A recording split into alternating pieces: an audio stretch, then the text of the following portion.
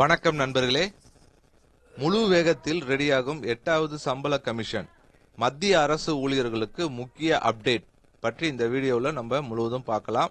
அதுக்கு முன்னாடி நம்ம சேனலை இது வரைக்கும் சப்ஸ்கிரைப் பண்ணலன்னா சப்ஸ்கிரைப் பண்ணி வச்சுக்கோங்க. அப்படியே பக்கத்தில் உள்ள பெல் பட்டனை மறக்காம பிரஸ் பண்ணிக்கோங்க. லட்சக்கணக்கான மத்திய அரசு ஊழியர்கள் மற்றும் ஓய்வூதியதாரர்களுக்கு நீண்ட நாட்களாக காத்திருக்கும் 8வது சம்பள கமிஷன் தொடர்பான முக்கிய தகவல் ஒன்று தெளிவாக உள்ளது. மத்திய அரசு கூறியதாவது: 8வது சம்பள கமிஷன் ஏற்கனவே அமைக்கப்பட்டு தனது பணிகளை தொடங்கிவிட்டது.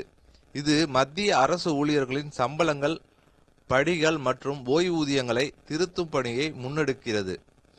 அமைப்பு தேதி: 8வது சம்பள குழுவை 2025 நவம்பர் 3 அன்று அரசாங்கம் அறிவித்தது. பரிந்துரைகள் சமர்ப்பிப்பு: குழு அமைக்கப்பட்ட 18 மாதங்களுக்குள் பரிந்துரைகளை வழங்கும். இதன் பின்னர் சம்பளம், கொடுப்பனவுகள் மற்றும் ஓய்வூதியங்களில் மாற்றங்கள் செயல்படுத்தப்படும். ஓய்வூதியதாரர்களின் நிலை: ஓய்வூதியத்தில் எந்த பாகுபாடும் ஏற்படாது. மத்திய சிவில் சர்வீசஸ் ஓய்வூதிய விதிகள் மற்றும் 2021 விதிமுறைகளின் அடிப்படையில் ஓய்வூதியம் வழங்கப்படும். முன்னதாக சம்பள குழுவில் அலுவலகம் நிறுவப்பட்டு புதிய பணியாளர்களை நியமிப்பது உள்ளிட்ட நடவடிக்கைகள் தொடங்கியுள்ளன. இதன் மூலம் 8வது சம்பள கமிஷன் முழு வேகத்தில் செயல்படும் நிலையில் உள்ளது. அதன் முடிவுகளை எதிர்நோக்கி மத்திய அரசு ஊழியர்கள் மற்றும் ஓய்வூதியதாரர்களுக்கு விரைவில் நல்ல செய்தி வர வாய்ப்பு உள்ளது என தெரிவிக்கப்பட்டிருக்கு. ஸோ 8வது சம்பள கமிஷன் சார்பாக ஒரு குழு அமைச்சிருக்காங்க.